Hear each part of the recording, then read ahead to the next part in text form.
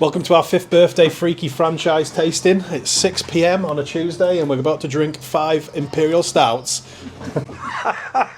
Yeah, so we're doing this segmented across 5 videos because obviously it wouldn't really be complying with, what do they call it? Responsible drinking regulations were we to suggest to you that you consume 5 stouts of escalating strengths between 11 and 15% in sequence. So we're going to be doing that, but we're going to be sharing Don't try this a can each.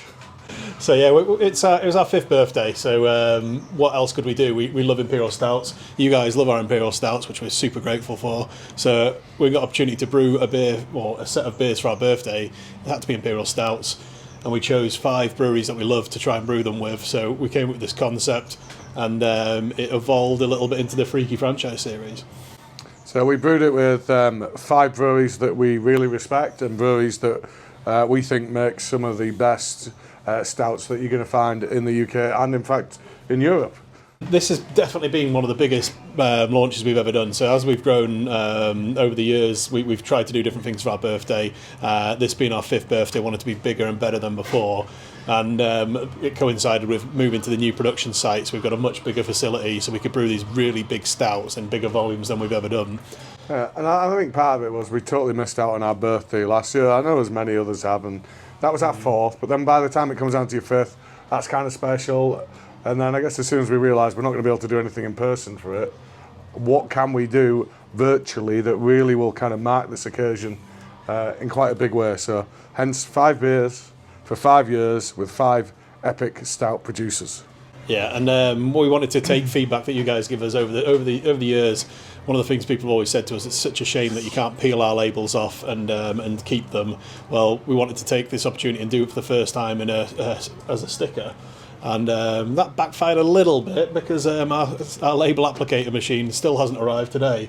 So hand-applied birthday beer labels, it's brilliant. Yeah, we've got a solution in place and you guys will be getting your beers shortly and you're probably drinking while you're watching this. So hopefully you can appreciate the different tweaks we've made, the stickers, and you can enjoy collecting them in the booklet that accompanies them. The booklet's got a bit more information about the breweries, a little bit more information about the beer, and it gives you an opportunity to put tasting notes in and collect the stickers and hopefully put them to one side and re-look at them in a year's time and ask us to brew those beers again or try the barrel-aged versions. Yes. So we'll tell you about the barrels that each of the beers have gone into as we do each of the tasting. So beer 1 of the series, we're going to go ahead with the tasting, is A New Beginning. So it's an 11% Imperial Stout. It's described as a coffee, blueberry, cacao, walnut and vanilla Imperial breakfast stout. So 11% for breakfast, why not? So I took it you're going to be pouring mine as well. So Amundsen, who doesn't know Amundsen? Who doesn't love the Imperial Stouts those guys make? They're pretty intense. We met Jeff at London Craft Beer Festival a few years back. We actually got introduced to Jeff by Fierce. So Dave and Louise at Fierce gave us the introduction and we went to their bar and just drank all their Imperial Stouts. And it was it was a really cool session. Jeff and the team are really great brewers. They brew some really cool stuff. And we knew that if we got a chance to brew with them, we wanted to make something big and strong. So Jeff specialises in plying you with incredibly strong stouts and just sitting back and watching the results. And I think he's destroyed you a couple of times. Yeah, it's been it's one to avoid if you've got things to achieve in that day. But hopefully you guys will try this beer and enjoy it as much as we enjoyed making it. So 11%. So we collaborated on the recipe with Matt Ahrens, which is Jeff's head brewer across in Norway, and.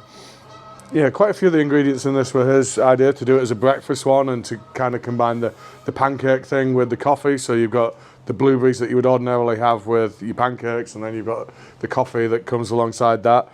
And then in discussion, he was like, we should put a touch of lactose in. I thought, a touch? Yeah. Does he know who we are? I know, well, we ordinarily would use a lot of lactose in a stout like this, and from what I've tasted of their beers, they're not exactly shy on the lactose front either.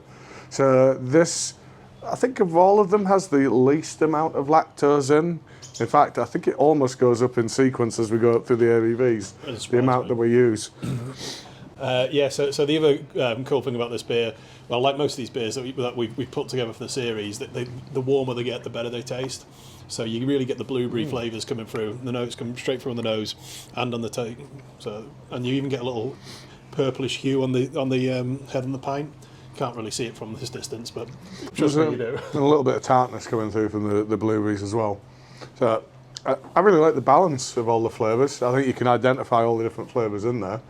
Yeah, no, it's a really enjoyable drink. And I'm a big fan of coffee. You're not so much so. Well, weirdly, you would never get me to drink coffee, but coffee and beer I really like. And I really love the aroma potential of coffee. So I like to be around other people drinking coffee. I just don't particularly want to drink it myself. And I think that's because of the bitterness that generally comes across with it. But I think when you do this cold extracted coffee like we've done with this, I don't think you pick up that element of coffee that I find off-putting.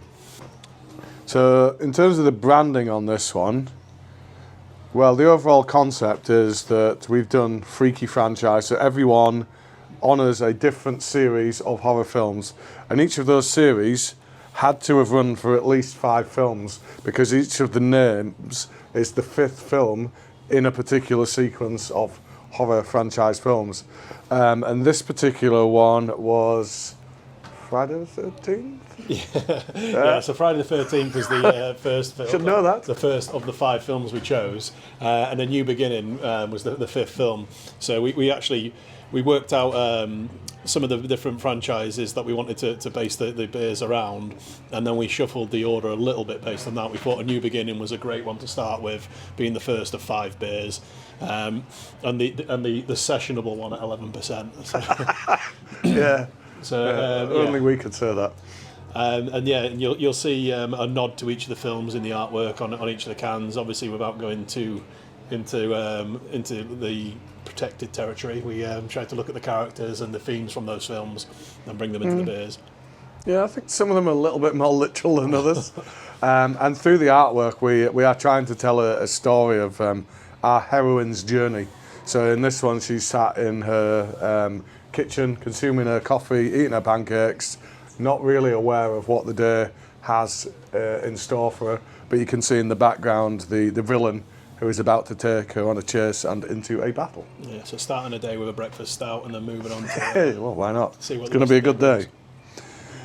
So we have taken about 1,200 litres of this beer and we put it into 6 Buffalo Trace barrels, and for our 6th birthday you will be able to sample the barrel-aged versions of each of these beers, and we've used across the range red wine barrels, bourbon barrels, tequila barrels, whiskey barrels. So as we taste each beer, we'll tell you specifically which barrel each one has gone into. So all 6 barrels for this one is Buffalo Trace. With our previous efforts of barrel aging, particularly with bourbon, I think the one that's always come out the most popular for giving the most kind of rounded character as well as being easily identifiable as bourbon has been when we've used Buffalo Trace. Myself, I prefer the Wild Turkey, and we've used that with another beer, but the one that gets most acclaim is generally the Buffalo Trace ones. Each of the different beers that we brewed for the birthday have are pretty intense. We haven't gone plain by any stretch of the imagination. We've tried to put lots of different thought into what different recipes and ingredients we use. This beer in particular, we mentioned the breakfast theme. So to make it breakfast, we said about coffee. So we enjoy coffee. I enjoy coffee. You enjoy the smell. So that makes a good part of it. The blueberry comes out on the nose, on the taste, and you got the little purplish hue coming through. And when we construct the malt bill for something that we're going to include coffee in, coffee offers a roasted character which is very similar to the grains that we would ordinarily use in a stout. So we use the ones that have got slightly less of that kind of character because some of that is going to be presented by the coffee instead. Otherwise you're just putting kind of roasted bitterness on top of roasted bitterness and it becomes unpalatable. And then we have cacao in this one, so basically what you use to make chocolate. Cacao nibs, I'm guessing we've used. Cacao nibs, and then we've got vanilla extract, which for some reason the best and best value I'm able to get is imported from Australia. Australian? So Madagascar was what we used to use quite a lot, so Australia must have taken over in the vanilla world. But it's beautiful stuff, so it comes from that. And we talked about how we put the blueberry in, or did I miss that? No, we haven't mentioned the blueberry. It's the blueberry infusion. Blueberry into this beer. It's not so much an infusion. We get blueberry puree, rather a lot of it, and we pour it on the top of the vessel. We have to do that while the beer is still warm, because you've obviously got fruit sugars in there that need to be fermented out. Otherwise, we'd be sending you little time bombs, exploding cans. And Lee mentioned, yeah, we have to pour it into the top. Well, that's what we used to do a lot on this site when we have we're at the brewery in Warmgate at the moment, where we have smaller vessels that we can reach the top of. The new brewery's got walkways, so we can actually still reach the top, even though those vessels are huge. And yeah, for something like Blueberry, we can pour it in before the beer's started its fermentation. So we use the pump from the hot rocket, and we attach the racking arm that we would do casks with, and we put it into the drums, and then we suck up from the drums and fire it into the vessel. Yeah. But a lot of the stuff we get is still bag-in-box stuff. So for that, yeah, you are literally taking 300-400 kilos worth of stuff that comes in 20-kilo boxes up to 6 meters height, and then opening your vessel and pouring them in. So yeah, the different fruit additions we had, we tend to buy a lot of fruit in puree form because it gives you all the intense flavour, and it's in slightly more concentrated method. If you use pure fruit, the amount of fruit we would have to put in, and then the risk of infecting the beer through the fact that it's still got its skin attached. We have to have what's called aseptically prepared fruit, which means it is completely sterile. You're not going to be introducing any wild yeast bacteria that's going to mess around with your flavours, your fermentation, and potentially carry on going in the can. So yeah, all aseptically prepared stuff, and we use either purees or concentrates. Purees we tend to use for things that are berry type, and concentrates we would use for kind of citrusy type things. We've just found over time that balance seems to work best for those things. So hopefully you guys enjoyed this, the start of the journey. Hopefully you'll join us again tomorrow or on another occasion to try the second beer. Do not drink them one after the other, that would be irresponsible. But yeah, hopefully you've enjoyed that. We'll tell you more. If you've got any more questions, email them, and hopefully you'll enjoy this beer as much as the others.